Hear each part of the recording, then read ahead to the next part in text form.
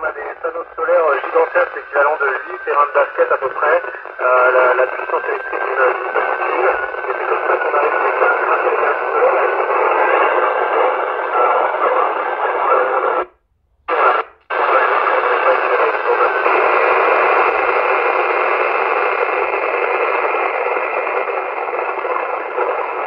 Bonjour Jonathan, quand on transpire, déjà c'est intéressant parce que la sueur reste sur la peau, en fait ne s'écoule pas évidemment, donc ça crée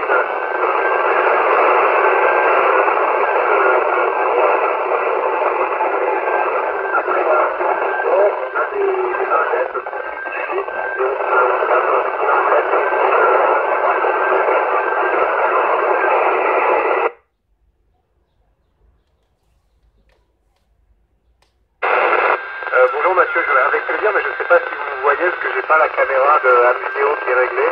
Mais en même temps, c'est vrai que c'est un peu dans certaines formations, les journalistes de faire flotter des bulles de savon. Over.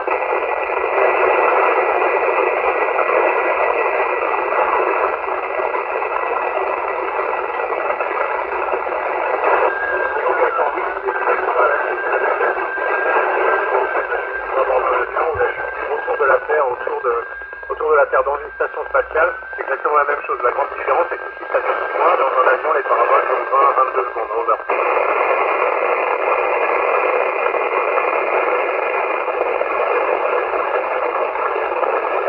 Bonjour Samia, oui, ça suffit. C'est vrai qu'on fait beaucoup de sport, on essaie d'être en forme notamment pour ça. Mais tu sais, le décollage, c'est pas très méchant. Le retour, ça peut être un peu plus sportif. En mode balistique, on prend jusqu'à 9, 10, 11 G parfois. Donc on espère qu'on rentrera en mode normal. Over.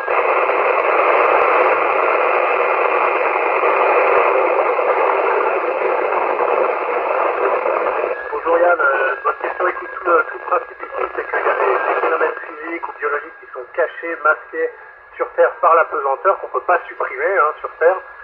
Nous, on peut y avoir accès. Un exemple, c'est pour faire des alliages de métaux, plutôt que les métaux se sédimentent en fonction de leur masse moléculaire, vraiment comment ils se mélangent entre eux.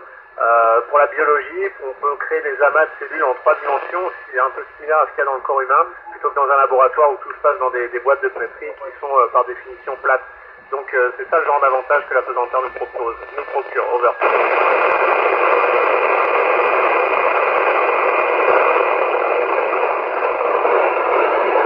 Bonjour Gaëtan, écoute, on est protégé par le blindage de l'ISS, mais c'est vrai qu'on prend quand même plus de doses de radiation que les gens qui restent sur Terre. Pour les éruptions solaires normales, on va dire, on ne voit pas tellement la différence. Les scientifiques nous suivent au sol, on a des détecteurs de radiation. Pour les éruptions, on reste protégé dans les zones les plus protégées de la station, qui sont les endroits où on dort ou par exemple notre véhicule Soyuz. Over.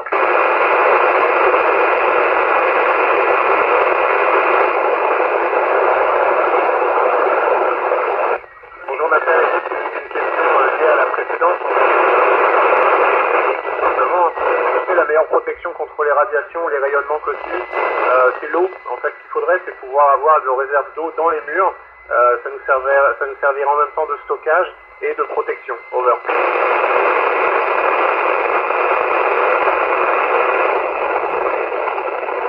Bonjour Gaëtan, on a une formation alors on n'est pas médecin évidemment, il y a certains d'entre nous étaient médecins dans leur vie d'avant, mais moi je ne le suis pas. Par contre on a une formation assez poussée en soins d'urgence. Par exemple on pourrait être amené à procurer tous les soins à un collègue qui serait malade, qui serait blessé. On espère que ça n'arrivera pas. Si vraiment on a un gros problème, on appellerait le centre de contrôle avec des médecins qui nous aideraient à distance. Et puis si vraiment on a un très gros problème, et ça on croise les doigts et on n'aurait pas d'autre solution que redescendre au sol. Over.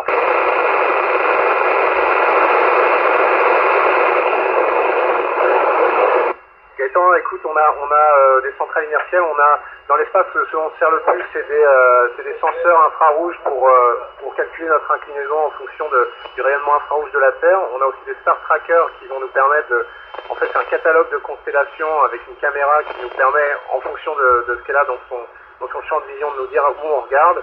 On a des centrales inertielles laser. On a vraiment beaucoup de systèmes qui nous permettent de contrôler et d'orienter la station spatiale. Over.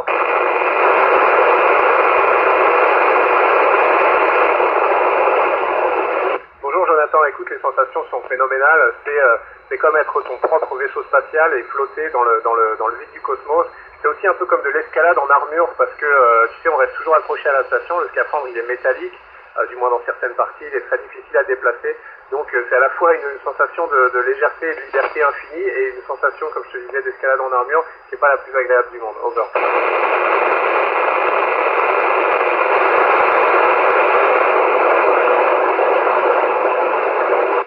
Écoute Mathieu, c'est souvent au début de la mission, il y a des gens, il y a 25-30% des gens qui sont malades, même des astronautes professionnels. Et la raison, c'est parce que le cerveau reçoit des signaux qui sont contradictoires. L'oreille interne nous dit, ben voilà, vous êtes à l'envers, alors que les yeux disent, ben non, pas du tout, on est à l'endroit. Donc c'est un peu comme le mal des transports.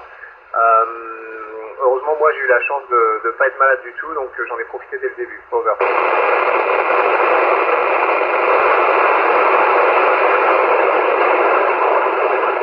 Bonjour Thomas, oui, il peut y avoir des conflits entre nous, alors on essaie de faire attention, on essaie tous de travailler en bonne intelligence, mais c'est vrai que si un collègue laisse ses chaussettes sales toujours au même endroit en face de là où moi je mets mon linge propre, ça peut être un problème. On essaie de beaucoup communiquer, et puis on est sélectionné pour ça. La sélection d'astronautes, elle sert à aussi trouver des gens qui savent travailler en équipe et qui sont patients, qui savent communiquer. Over.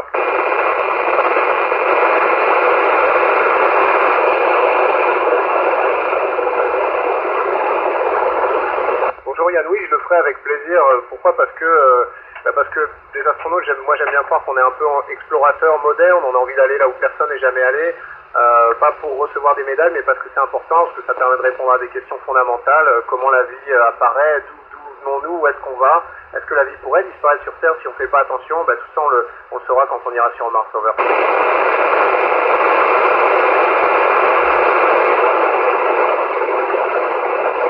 Bonjour Nathalie, écoute, on le ressent très simplement, on s'y habitue, tu sais, l'être humain rend tout normal pour pouvoir vivre dans un environnement comme ça. Moi, c'est devenu mon quotidien, et c'est vrai que maintenant, de km d'altitude, de voir la Lune qui nous suit dans notre vol orbital,